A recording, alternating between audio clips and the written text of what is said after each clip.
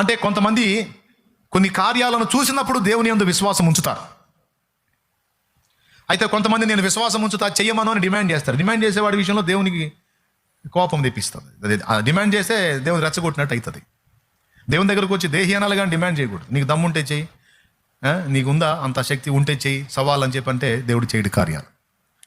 ఇంకా చెప్పాలంటే అలా అడిగిన వాళ్ళని తిట్టాడు. వ్యభిచారులైన చెడ్డతరం వారు సూచక్రియలు అడుగుతున్నారు, యోనాను కూర్చున్న సూచక్రియ కానీ మరి ఏది వారికి అనుగ్రహింపబడదు అని.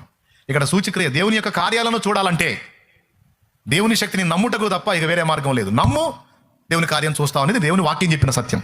అంతేగాని నీకు సూచక్రియ చేసి చూపిస్తాను, నీ సవాల్ స్వీకరిస్తున్నాను, నేను అద్భుతం చేస్తాను, అప్పుడు నమ్మమని చెప్పలా. ఇక్కడ శిష్యులు సవాల్ చేయలే, ఒక సూచక్రియ చేసి చూపించప్పుడు నమ్ముతామని. వాళ్ళు ఆల్రెడీ నమ్మి యేసుని వెంబడిస్తున్నారు. Praise the lord. పెద్దగా చెప్పండి. మీ యేసు ప్రభుని వెంబడిస్తున్నారు.